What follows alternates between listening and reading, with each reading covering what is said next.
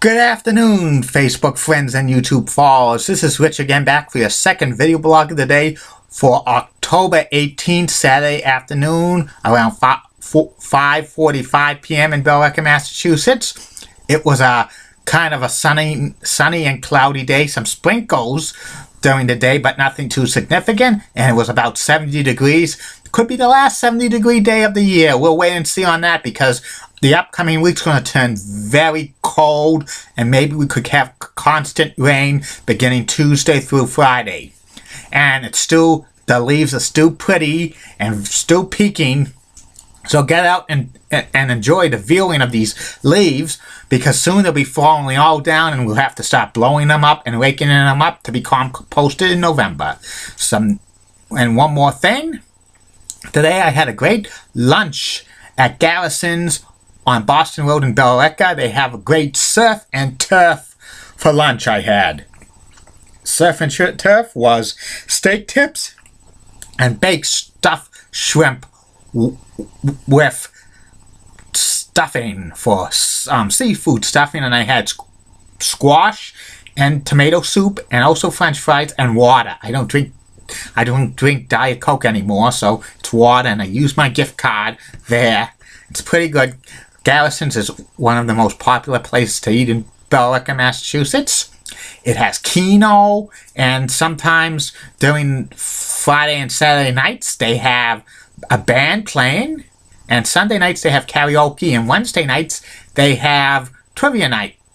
I don't know if they have trivia night right now, and all the bartenders there and wait staff is pretty awesome.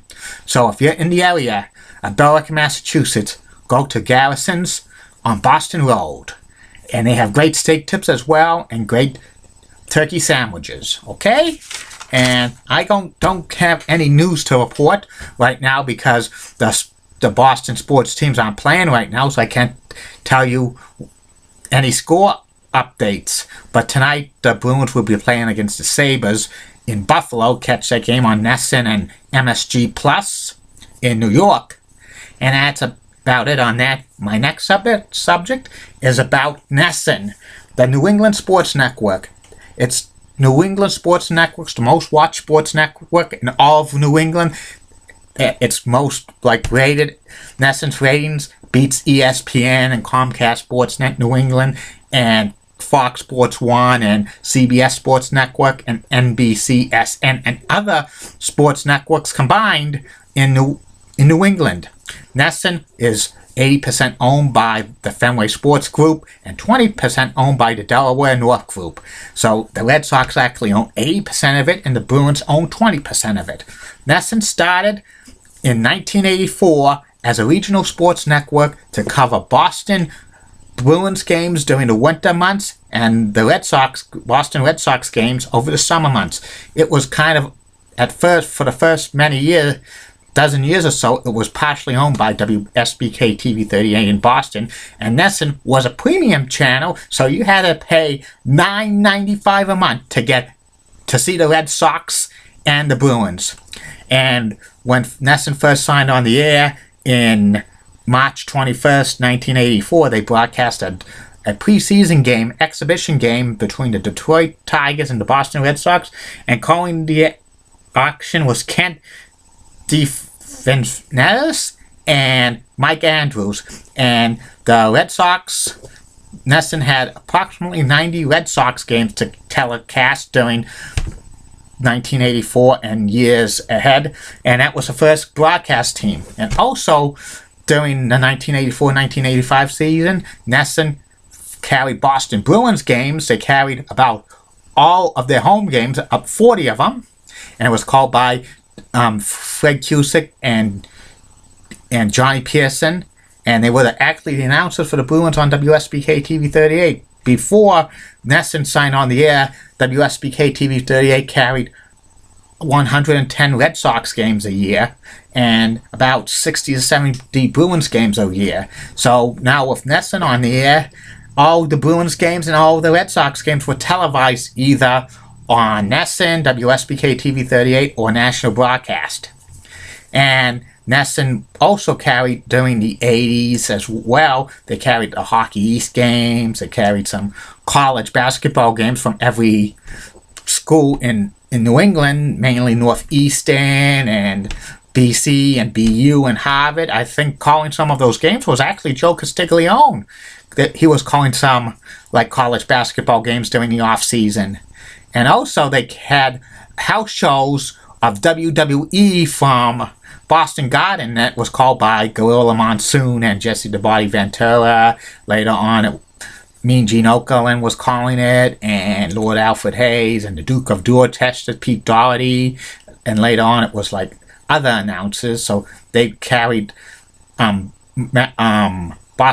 Garden WWE house shows for about 4 years, from 1985 through 1989. And plus, in addition, they also carried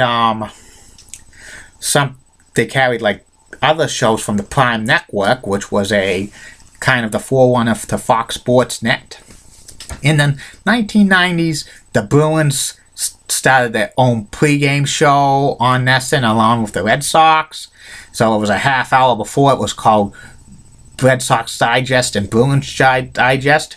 Like during the Red Sox announcers over the years changed on nesn from 1985 through 1987, calling the games with Ned Martin and Bob Montgomery. In 1988, Bob Montgomery just did the Red Sox games on TV 38, and Ned's new partner was Jerry Remy.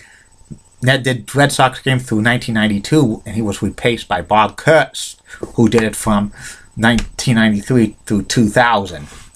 And also from 2001 through to right now, it's Don Orsillo and Jerry Remy. And also the Bruins have had a lot of changes. In 1985, Johnny Pearson moved to the studio for WSBK TV 38, and Fred Cusick was joined by Dave Shea, who was a announcer on WEEI radio as the sports director. And a year later, they were joined by Derek Sanderson, and it was Fred, Dave, and Derek for about 9 years doing nesn games into 1995, when they were replaced by Dale Arnold and Gord Kluzak. And they were a tandem for many years until 2002, where nesn got all the Bruins games, and it was split between home games was Dale Arnold and Gord Kluzak. On the road was Dave Shea and Andy Brickley. Eventually it was kind of phased out that Andy Brickley became the primary color man for Bruins games, and for 2 years Jack Edwards did the road games for the Bruins. Now they do all the games. And also nesn was known for their sports desk, which was a 15 to 30 minute show wrap of the sports day for Boston sports and other sports. It was first hosted by Bob Rogers, who hosted the Red Sox games as well for many years. And other announcers who hosted Sports Desk over the years was Don Mitchell and Amy Stone and Debbie Taylor, Jamie Parker, Hazel May, Catherine Tappan, Tina Savafio, Heidi Watney, Cole Wright, Jade McCarthy, and many, many others. Several of these names eventually left nesn to go on to National Network, so nesn is like a springboard for announcers to play their craft and stuff like that. And in 2001, nesn stopped becoming a premium channel, and it became basic cable, which that was good because their ratings went through the roof. And plus, some people I knew were just ordering nesn just for the Red Sox season or sometimes the Bruins season. And sometimes every year they would have gimmicks for you to order nesn. If you order nesn, you get maybe Bruins tickets, and then during the Red Sox season, if you order nesn, you get Red Sox tickets. So sometimes they had gimmicks where you ordered, if you order nesn, you get a free Papa Gino's pizza and stuff like that. I've heard stories people would order nesn, and then once they got the free meal or free tickets, they'll cancel it. That's not the way to go, my friends. If you want to order something and you get a gimmick, you get something free and cancel it, you're there to enjoy it. And plus, in addition, nesn was, I think, the last regional sports network to charge premium, because I know, like, Sports Channel New England stopped premium in 1996. And in 2002, when John Henry's group bought the Red Sox, they had more original programming on nesn. They tried a lot of things, like some reality shows, like Red Sox Dating Show, and they also had, like, Behind the Bees, more Red Sox-oriented shows and stuff like that. Also, nesn has Charlie Moore, which is the Mad Fisherman. It's a good show, and they have some UFC stuff. And for about few years, the nesn from 2000 to 2006 had ESPN News. They showed it during the overnight hours or during the daytime, and it was pretty good, but, you know, they don't show it anymore. And also, nesn shows football from the ACC and the basketball, and also some Big East games through Fox Sports Net. And also, nesn carries now all the Red Sox games, which is not on network television, and they'll carry all the Bruins games if they're not on network television.